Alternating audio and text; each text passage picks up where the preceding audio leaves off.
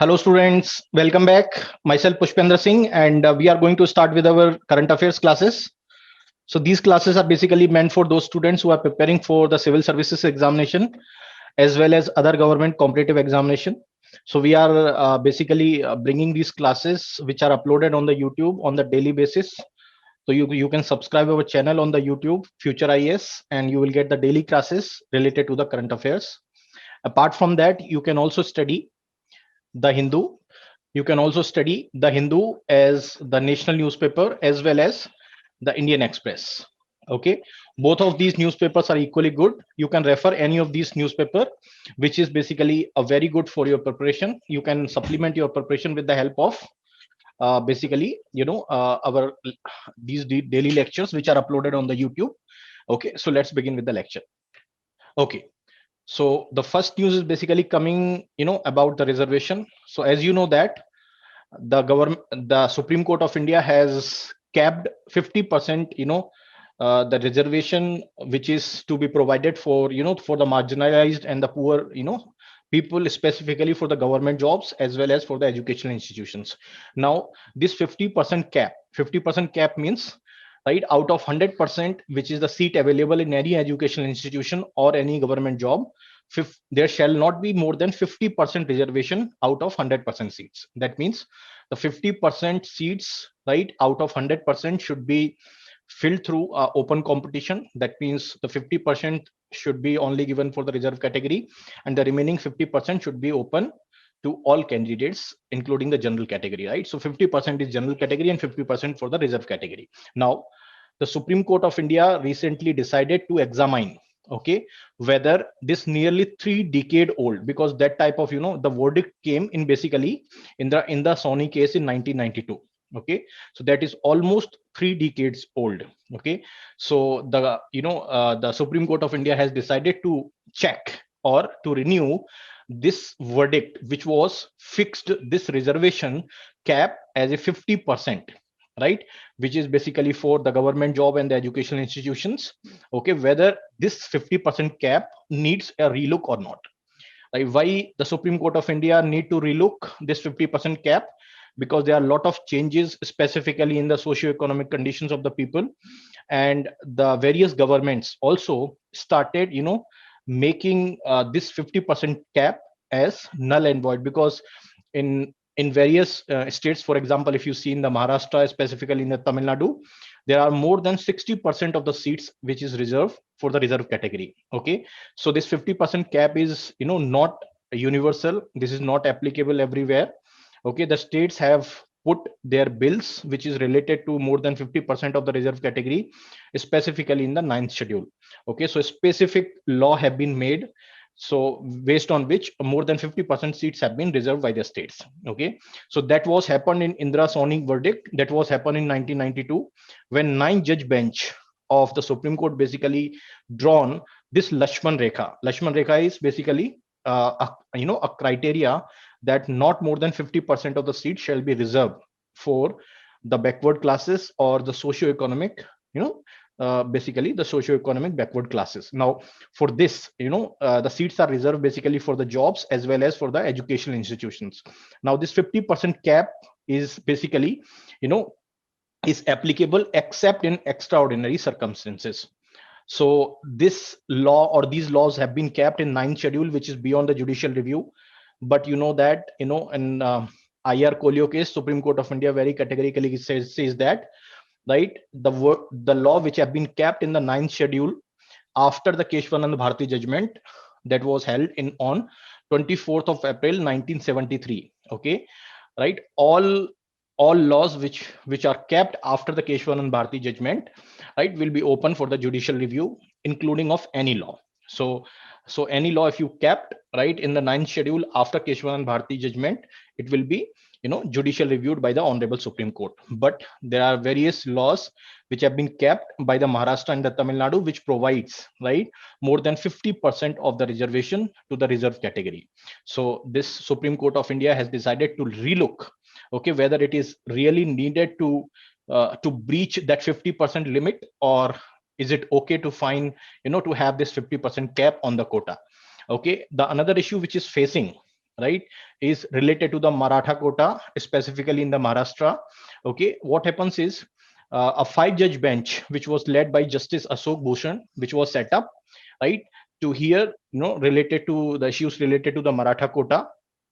Now, this 5-judge bench basically, also expanded the ambit of, the case, which is basically related to the quota beyond 50%, right? So it has invited the states, or it has asked the states whether the whether to clear the stand, whether the reservation should continue to be remain within 50% boundary or not.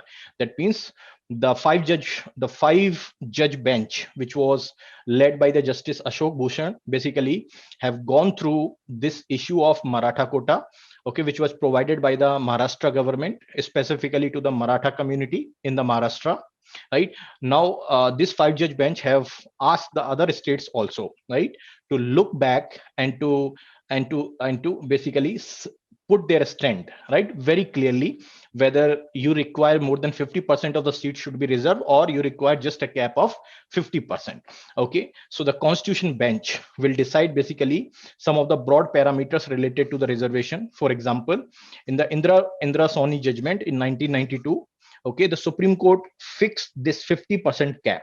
Okay, so that was not constitutionally given. First of all, you must understand, okay, it was fixed by the honorable Supreme Court, right, in order to maintain, basically all sort of the merit, specifically in the general list. So it has fixed 50% of the seats, specifically in the government institutions, in the educational institutions, as well as for the jobs. Okay, now it has limited this 50% of the seats can be reserved. Okay, in the light of subsequent constitutional judgments, right, there are a lot of changes, specifically in the dynamics of the society, right. Several people have moved up in the ladder of the caste or caste related equations, right. Various changes have been taken place in the society. So the Supreme Court will look into this Indra Sawhney verdict, which was held in 1992, which fixed this 50% cap on the reservation. Okay, then this 9-judge bench will also look into the Maratha quota law, okay, which have been exempted, right, in the special case as a exemption circumstances. Okay, right, in which the reservation can be shoot 50% mark. So it will also look into that Maratha quota, and it will also look into whether this 102 Constitutional Amendment Act deprived the state legislatures, all right, of their power of enactment of legislation to identify the socio-economic backward classes within the state. Okay, so under 102 Constitutional Amendment Act, which was passed by the Parliament of India, okay, so it will look into whether the states has the power, right, to to legislate on certain issues, right, and it is related to the basically the demarcation of the quota based on the socio-economic backward classes. So whether the state has the power to identify the socio-economic backward classes within the state, right, and whether the state has the power to confer that identified socio-economic backward classes a separate quota. Because if the state is providing the separate quota for such socio-economic backward classes, obviously there is always a chance that it might shoot up this 50% mark.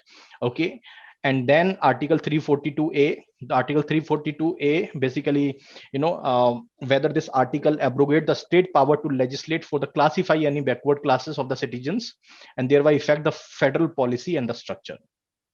Okay, so here again article 342a basically deals with the the reservation for the other backward classes. So whether this article can can give the power to the specifically to the state legislative assembly, because it is either the Parliament of India or the state legislative assembly which has the power to to classify, right, or to legislate for the backward classes, right. Whether this article 342 gave the power to the states, right, or this power have been vested with to the Parliament of India. Okay, so every such things will be dealt and will be deliberated by this 9-judge constitutional bench, which was being recently set up. Okay, next, the drinking water. Okay, all that India is basically the water scarce country. Okay, we have water shortage, And the government of India has started various missions, various plans, various campaigns, right, to cover the tapped water supply, right, specifically to the households, to the government schools, to the Anganwadis, right. Various programs have been started. Okay, now the government also started a 100-day campaign.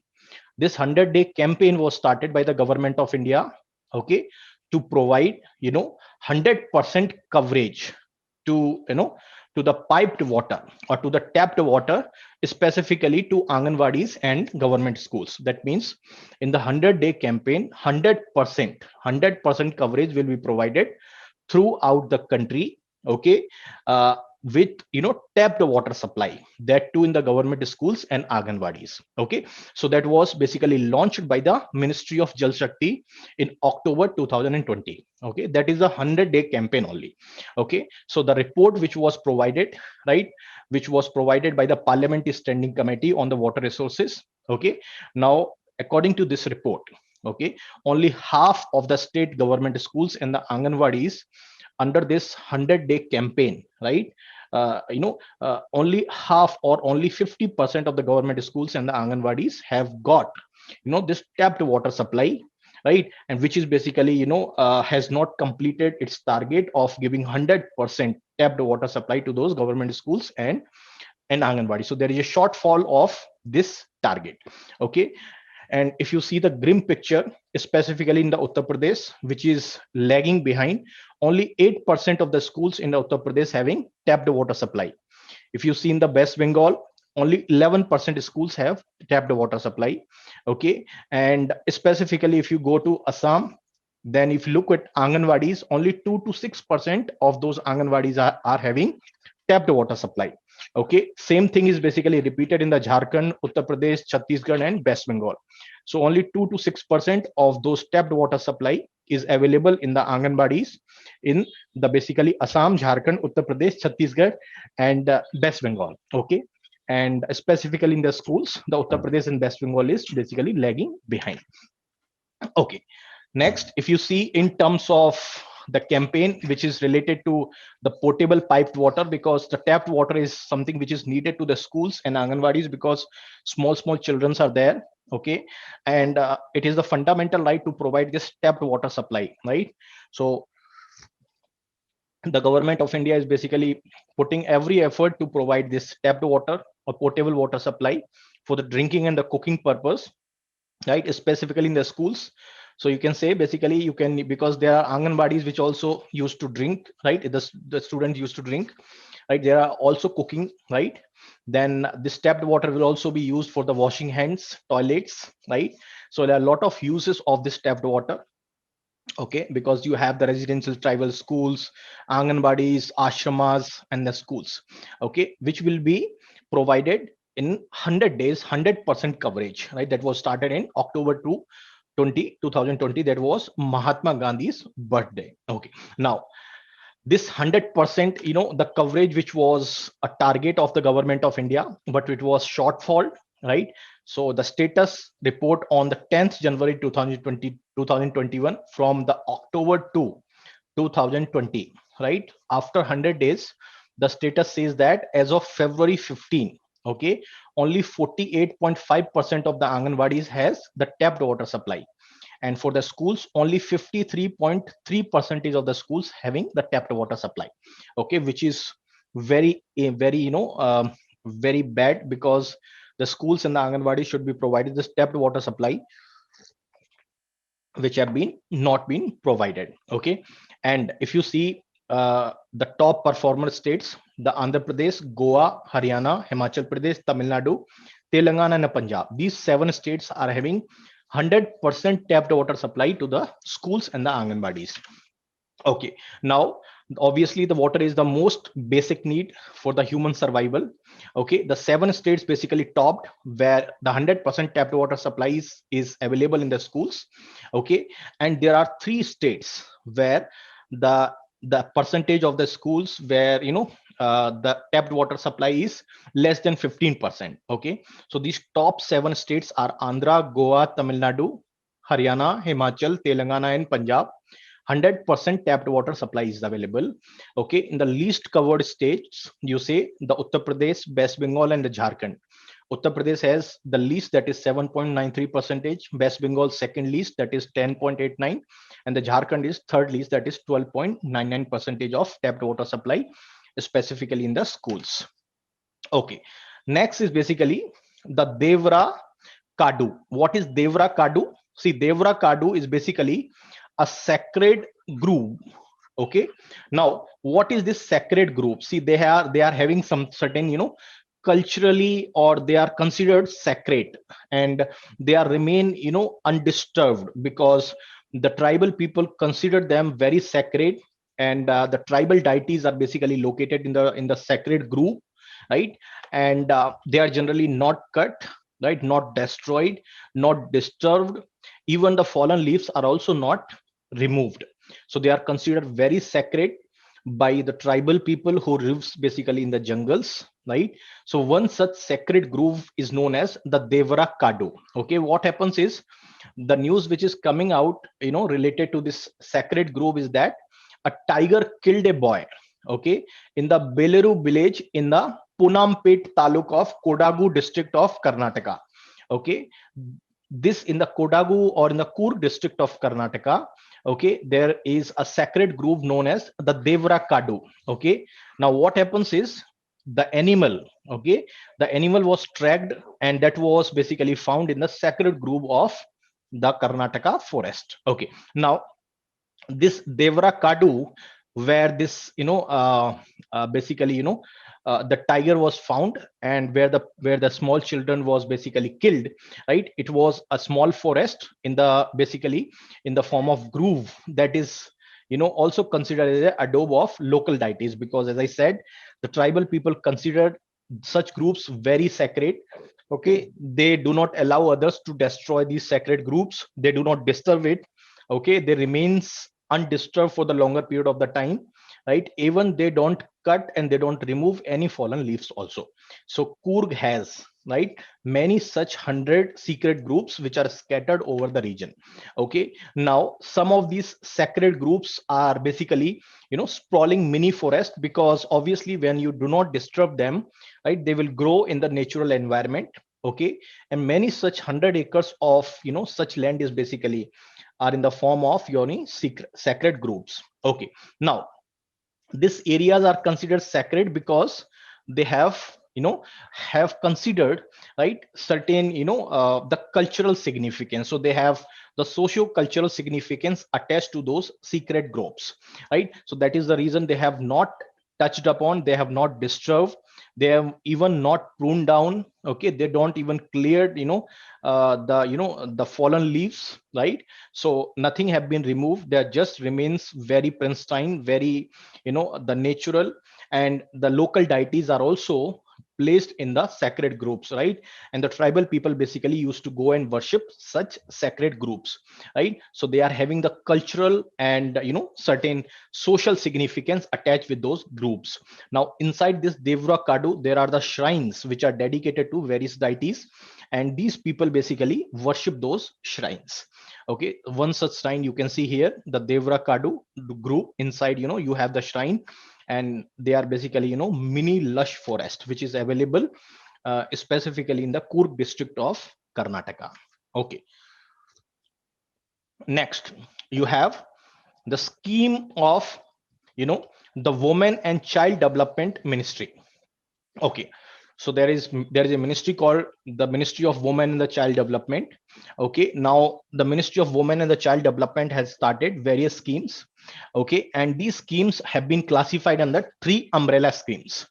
Okay, now obviously these schemes are meant for the women and the child development, their overall development. Okay, these schemes are basically the Mission Poshan 2.0, the Mission Vatsalya, and the Mission Shakti. Okay, so these are three umbrella schemes which have been, classified, and various such schemes have been incorporated under these schemes. Okay, now there are various schemes which have been incorporated under the umbrella scheme. For example, you have Saksham Anganwadi and Poshan 2.0. Okay, this is basically, embed under, umbrella ICDS, that is Integrated Child Development Service. Okay, that is integrated child development scheme. Okay, now this under this umbrella integrated child development scheme, you have basically the Anganwadi services which have been provided to, to specifically to the children and to the women. Then you have the Poshan Abhiyan. Then you have the scheme for the development of adolescent girls. Then you also have, the creche facility which will be provided to the women. Okay, under the banner called National Creche Scheme.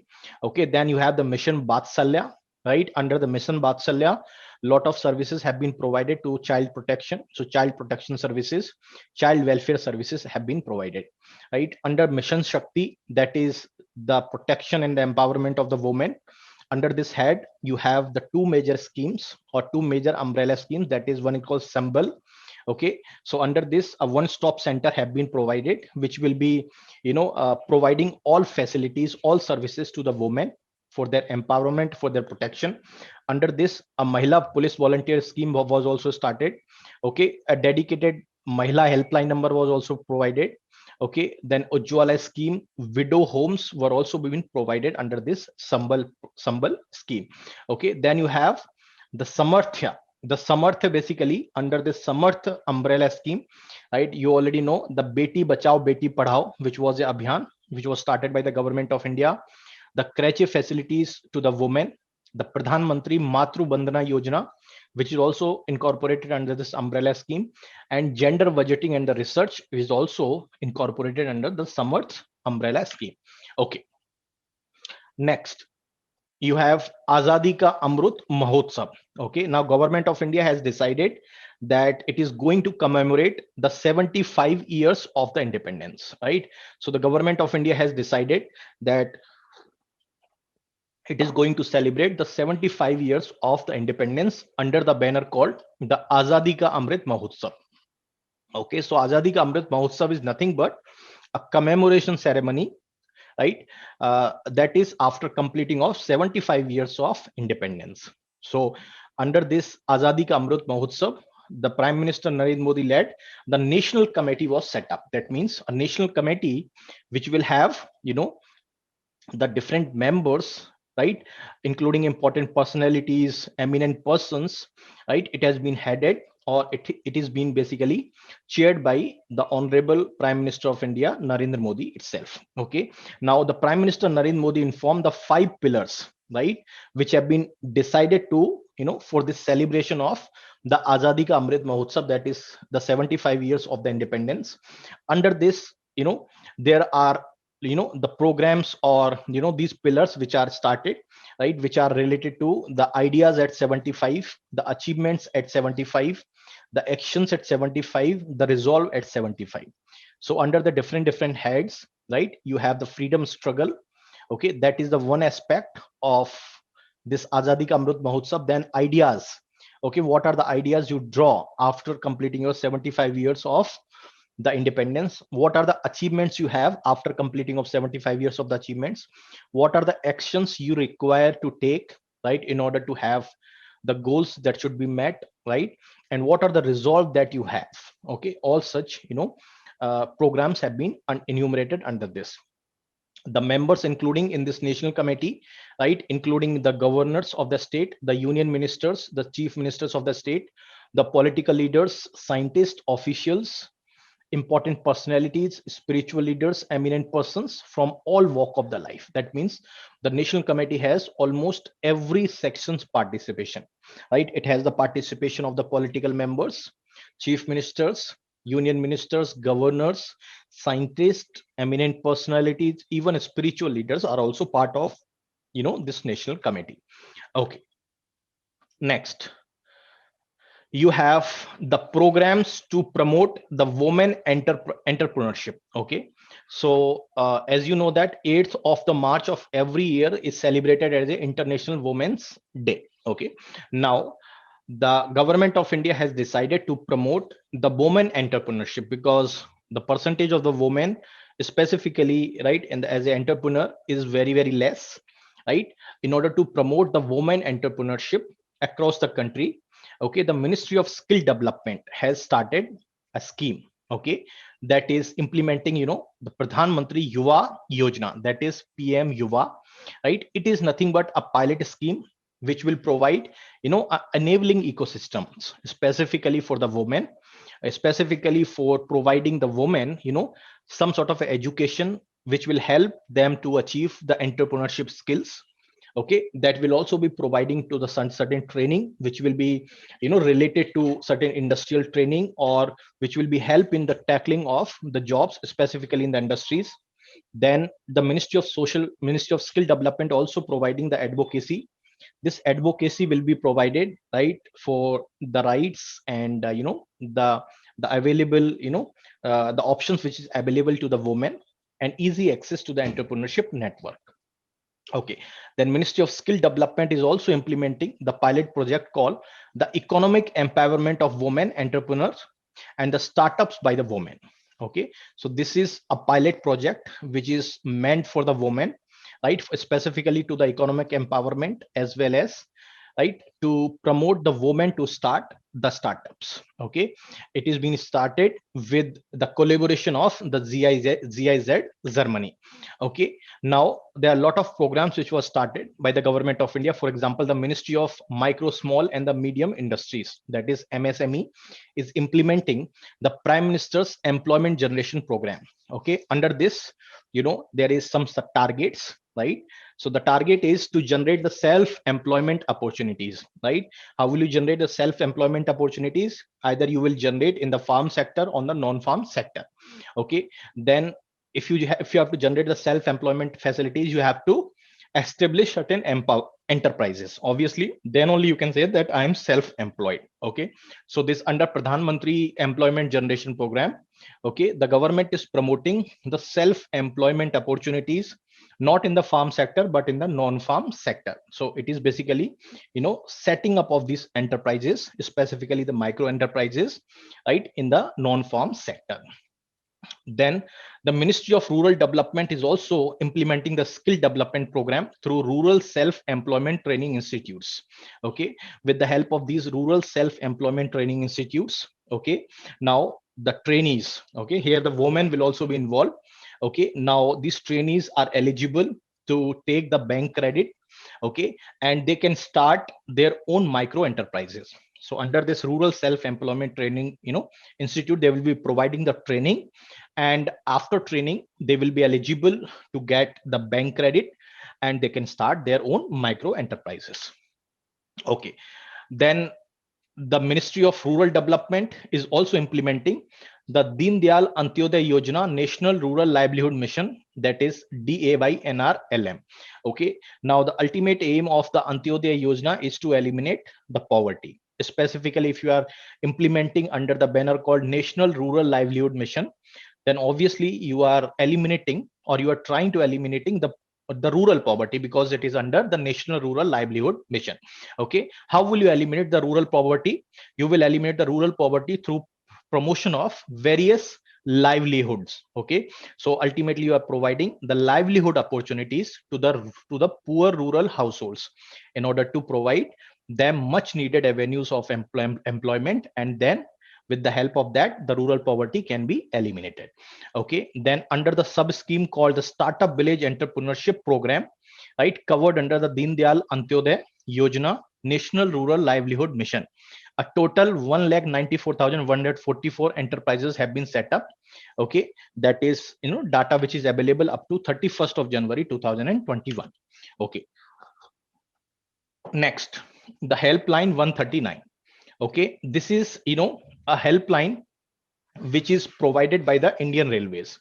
So it is known as the Integrated Rail Madad Helpline Number. Okay, so all previous helpline numbers which were available, right, with the Indian Railways, now they have been integrated.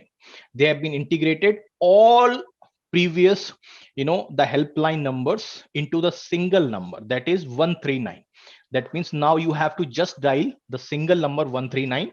Okay, for your, grievance, any sort of a grievance you have, or any inquiry you want related to the journey. Okay, you just have to dial 139, and you will get all of your queries, right, complaints and assistance during the travel also.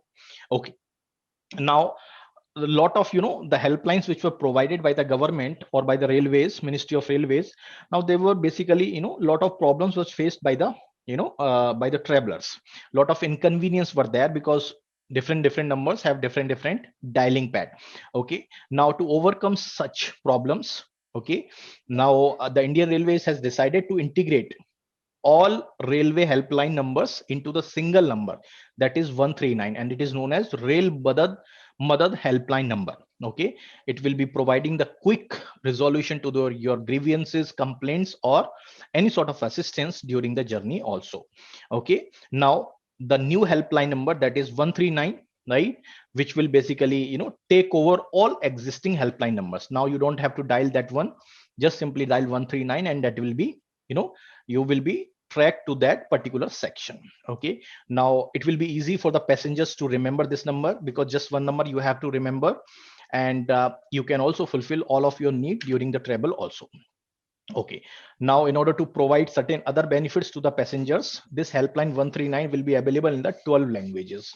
So obviously, because trains has to pass through the different states, okay, the people specifically from the linguistic or specifically from the local language, for example, if the train is passing through the Tamil Nadu or the to the Andhra Pradesh, right, such helpline will also be provided in the Tamil language or in the basically in the Telugu language. So that will be helping to to the passengers to get the services in their own regional languages. Now there is no need to start or no need to having the smartphone for this. Okay, to call 139. Okay, so you can call basically from anyone, from any mobile phone. Okay, that is again beneficial to the customers, specifically to the passengers.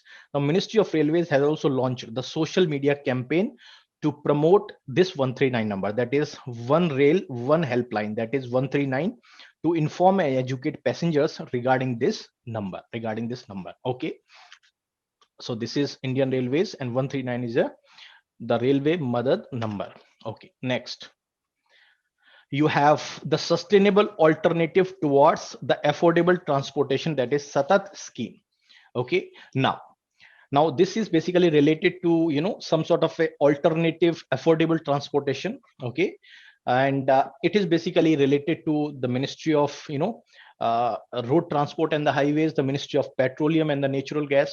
Okay, so now it is in the news because the Ministry of petroleum and the natural gas has informed, right, about the Satat scheme. Okay, specifically in the Lok Sabha. So Union Minister for the Petroleum and the Natural Gas has informed the information related to the Satat scheme. Okay, this Satat scheme was launched on the October 1st, 2018, when the oil and gas marketing companies, for example, you have the Reliance or Indian Oil Corporation Limited. Okay, they have been invited for expression of the interest, okay, from the potential entrepreneur to procure the compressed biogas. Okay, specifically for for alternative transportation system. Okay, under this scheme, the few of the enablers are, or few of the important takeaway from the schemes are, that assured prices will be provided for the offtake of this of your compressed biogas, right, with a long term agreement by the the oil the oil and gas marketing companies. Then it will also have the important feature like the inclusion of the biomanures, right, which will be produced once you have the compressed biogas plants. Okay, these will be producing these biomanures, and that will be produced after the fermenting, that will be known as a fermented organic manure. Okay, under the fertilizer control order 1985. So it has been included under the fertilizer control order 1985, and so that it will be helping, right, in terms of the promotion of such fermented organic manure, which can be utilized in the in the fields also. Then inclusion of this compressed biogas projects under the priority sector lending by the RBI. So that means such CBG projects, okay, would get certain the credit which will be available under the priority sector. So the easily the credit will be available to such projects, and RBI has also noted such sector as a priority sector lending, right? So under this, the entrepreneurs will be getting the funds easily under the priority sector lending. Okay, Next, so far 9 compressed biogas plants have been commissioned, okay, and started supplying of the compressed biogas under the Satat scheme, okay. And these plants are basically located, these 9 plants are located, one in Andhra Pradesh, then in Gujarat 3, in Haryana 1, Maharashtra 3, and Tamil Nadu 1. Okay, now these plants are set up by the entrepreneurs, which are provided under, the priority sector lending. So they are provided certain credit facilities by the banks, right, as well as they have been also set up by the private companies, right, who raise the financial resources to develop these plants. And these plants are obviously promoted by the government of India, right, on the basis of, uh, you know the LOIs which are issued by, the oil and gas marketing companies. That's all. Okay, next, the World Heritage Sites. Okay, as you know that the World Heritage Sites have been inscribed by the UNESCO. Okay, now from India, 38 such sites have been incorporated as a World Heritage Site by the UNESCO. Okay, now the Union Minister of Culture and the Tourism has informed the Lok Sabha regarding the declaration of the World Heritage Sites by UNESCO. Okay, so at present, 38 World Heritage Sites or World Heritage properties have been inscribed under the UNESCO. Okay, now all these sites or all these 38 sites were under, as per the Archaeological Survey of India's conservation policy. Now these sites are well preserved as a heritage sites, and which have been promoted as per the Archaeological Survey of India's conservation policy. Okay, next, at present, you say the 42 sites listed under the tentative list, they are not included, but they have been included as a tentative list. Okay, which is basically a prerequisite condition for the inscription as a World Heritage Site, right? For declaring, right? The government of India has put these 42 sites under the tentative list. Okay, from that, the UNESCO can basically declare any of these sites as a World Heritage Site. So it is a prerequisite condition. Okay, one such site is Dholabira. It is basically, a Harappan city. You might have studied in the history book also. It was an Harappan city, or it was associated with the Harappa and Mohenjo-daro civilization. So it is a Harappa civilization associated city. Okay, now it has been nominated, or it has been submitted for the nomination of the World Heritage Site in 2019-20. Okay, then, then Shanti Niketan, right, as well as the Sacred Ensemble of the Hosalyas. These have been submitted for the nomination, right, for the year 2021-22 cycle.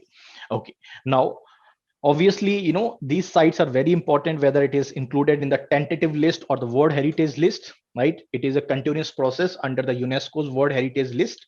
Okay, now these sites have been included on the basis of their potential. Okay, so certain, the certain criteria have been set up under the operational guidelines and the demonstration of, certain outstanding universal value which have been associated with this World Heritage sites. Okay, so these are some of the World Heritage sites. Okay, next, the Trishul Military Air Base. Okay, so this Trishul Military Air Base is basically located in Bareilly. Okay, so it is located in the Bareilly, Uttar Pradesh. Okay, it is basically, a Air Force base. First of all, it is an Air Force base, but now it has been recently upgraded as a, as a civilian airport also. Now, a flight was basically flagged off from Delhi to Bareilly, right, which have been gone to this Trishul Military Air Base, right, which is located at the, right, in the Bareilly, which was known as this Trishul Military Air Base. So it is basically a military air base. Now it has been reinscribed as, as a civilian airport in the Uttar Pradesh. Now it has been upgraded for the commercial flights operations under the government of India's regional connectivity scheme, that is Ude Desh Ka Aam Nagrik. Okay, for the government of India. So under this regional connectivity scheme, okay, the Trishul military airbase have been upgraded, right, for the commercial operations of the flight. Now this Trishul military airbase, okay, which is belongs to the Indian Air Force because it is a military air base. So it is exclusively used by the Air Force. Now, the land which was associated with this Trishul military air base that have been handed over to the Airport Authority of India, okay, which is a public sector undertaking which manages the airport right throughout the country. Okay, now after handing over this land to the Airport Authority of India, okay, the Authority of India basically started construction and upgradation of this Trishul military air base, right, at the cost of 65 crore rupees. Okay, now the Alliance Air, which is the airliner which was awarded as a Delhi Bareilly route under Ude Desh Ka Aam Nagrik 4 bidding process last year, and that flight was also flagged off recently, okay, by the Minister of Civil Aviation. All right, so that's all for the today. Thank you very much. We'll meet again tomorrow. I hope you people are doing well. So keep reading, keep learning. Thank you very much.